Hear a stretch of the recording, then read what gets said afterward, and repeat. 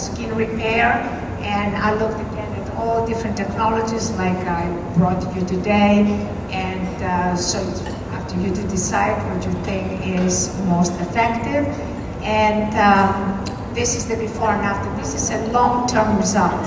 So this is the before in 2017, and then 2022, you can see a substantial difference. So it's a lasting. So this is a study that you need. You need a longitudinal study to see if results have lasted. And again, this is the side before and after. Pigmentations, there's a substantial difference. She looks younger, like after 4 years she looks younger. And this is after a week, the before and after. You can see quite a bit of difference. And again, one treatment and a week later. And with this, I would like to finally conclude my lecture. I'm sorry if I took too much of the time. And I would like to leave you with a very important message that health is beauty, but beauty is not health. So remember that. Thank you very much. And I guess you can follow me. Thank you. For that extensive lecture.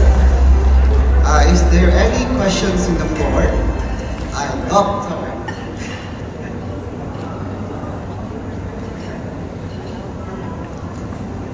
I think I have plenty of questions. One of the most important is this one.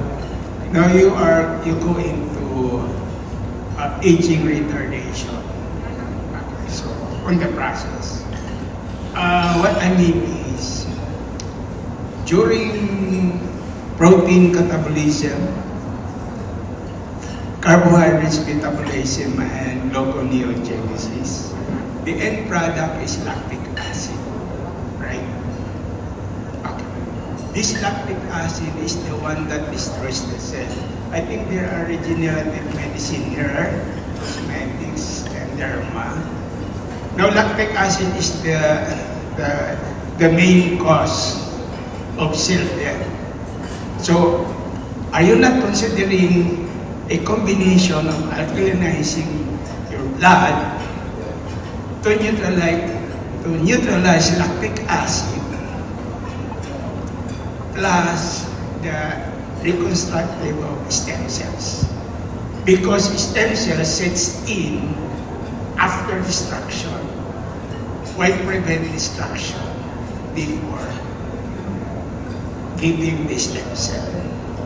Do you have any study regarding the combination of alkalinizing the body plus the stem cell?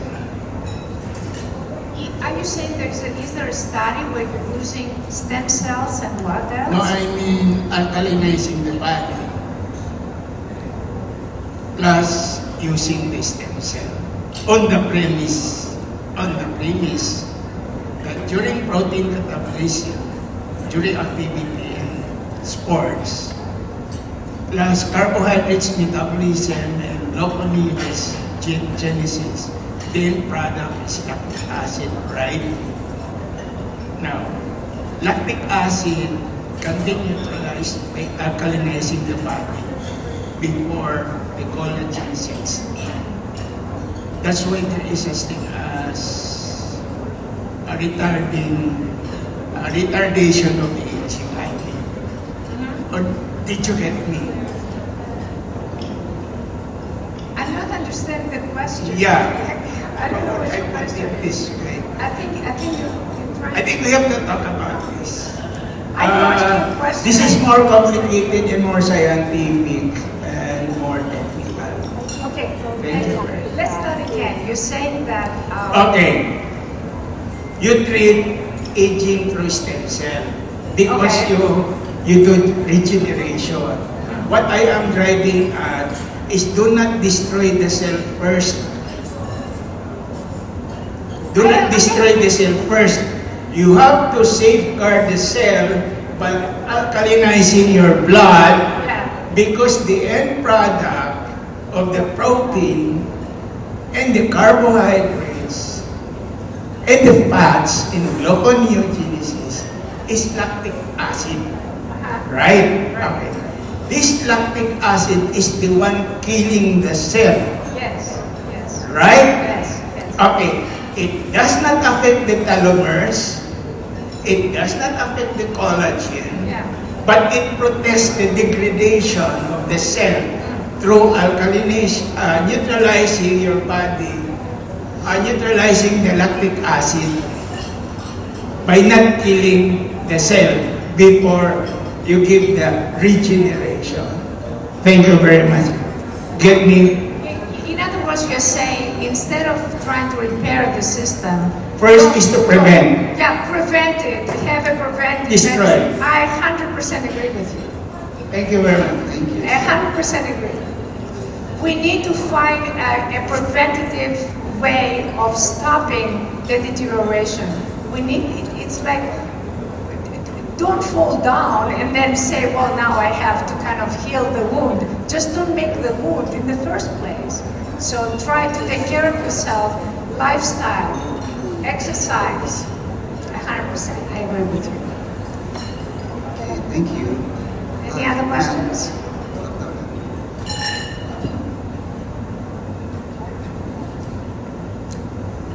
Okay, if we don't have any more questions. We have one more. Oh, we do. Yes, good afternoon. You have discussed all the different modalities in the treatment of hair loss. And what about the use of PRP with regards to treatment of hair loss? PRP is that's a very interesting question. We had a very long discussion about PRP in IMCAS Paris, and the problem with PRP is that it doesn't quite work unless you have trauma. It works only in an organism that is traumatized.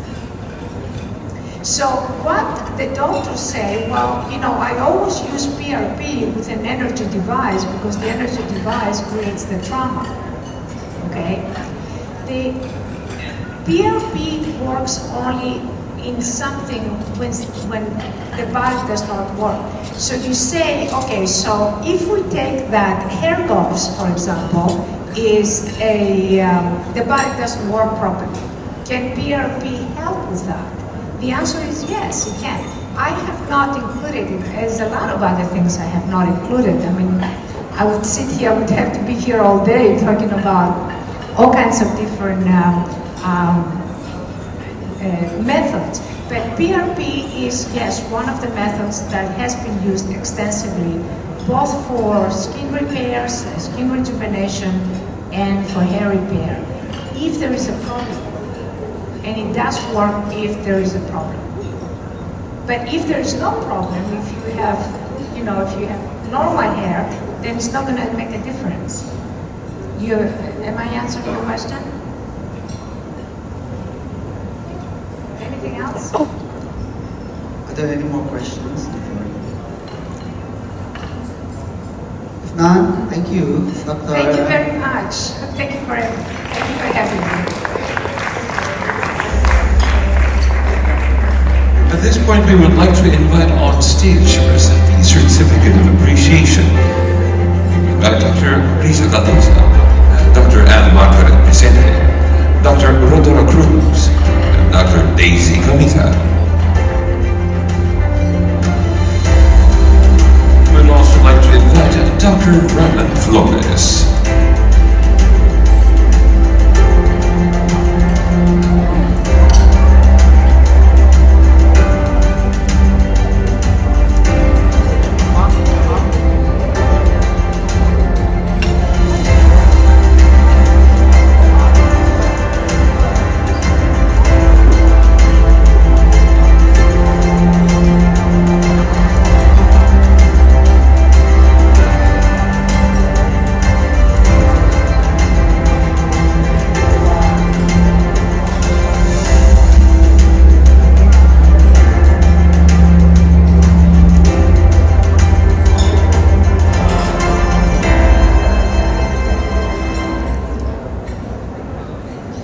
Our next speaker is a family med physician specializing in integrative medicine and homeopathy.